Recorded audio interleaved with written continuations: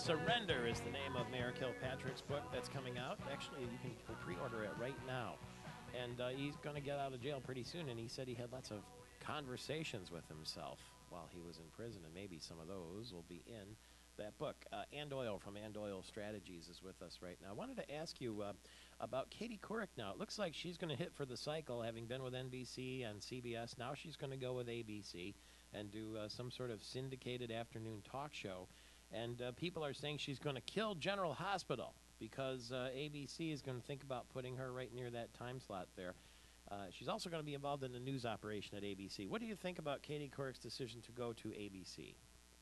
Well, I think that was a good decision for her. I mean, it's been clear for quite a few years that she was not going to stay in that anchor spot. It was an interesting experiment. She paved the way certainly for things to be smoother for Diane Sawyer and others who will follow. But I think that's a good move for her. And on top of that, you have the Oprah Winfrey's long run, 25-year run in that afternoon talk, which is primarily geared toward women. And so it opens up an opportunity for her. But that's what you do. I mean, you kind of put yourself out there and go for the highest bidder, and she's certainly not going to go away, and I don't think she should. She's playing to her strength now, which is her outstanding interview skills. Remember the interview she did with Sarah Palin.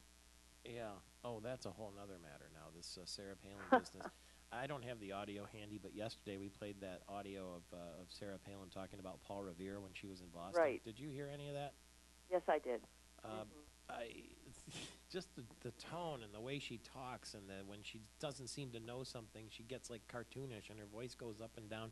It seems like a tell in communications when somebody does that and they try to be extra colorful to make up for the gap in knowledge. But then, who was it? Eric Daw sent us a Facebook message, Amanda Wall, that said she was technically right about the history, that Paul Revere was, in fact, warning the British in part. I'm going to have to research that a little bit more. But because I think he went to Snopes. I don't know. We'll sort it out.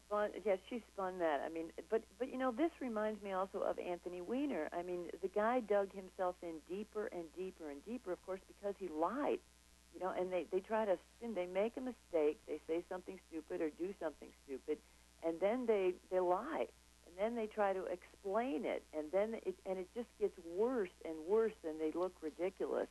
And, you go back to the whole crisis communications and leadership and how do you handle yourself. Number one, you don't do these stupid things in the first place. But secondly, you don't lie about it. You don't try to, explain yourself in a way that people aren't going to believe anyway.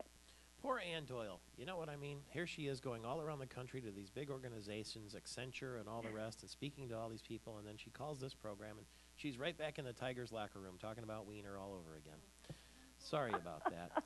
We will. You have a great day. Bye for now. Ann Doyle Strategies. Now, we have Christina Medawar on the line, the jeweler to the stars here in the Lansing area. Good morning to you. Can you hear me, Christina? Hello. Yes. Hi, how are you, Michael? Well, I got a question for you. Lady Gaga has a song called Born This Way. This is Lady Gaga's song. If you don't know the song, we'll play a little bit of it for you right here. It was the number one hit. I happen to know it, yeah.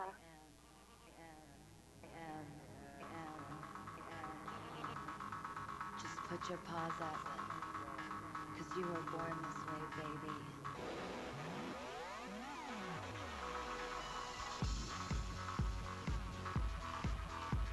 So Born This Way by Lady Gaga, big hit here, a number one hit, you can hear in the background, is being banned in Lebanon. Apparently, the album is in bad taste, offensive to Christianity, and why do you think that they would go ahead and ban a number one hit like this in Lebanon? You've been there.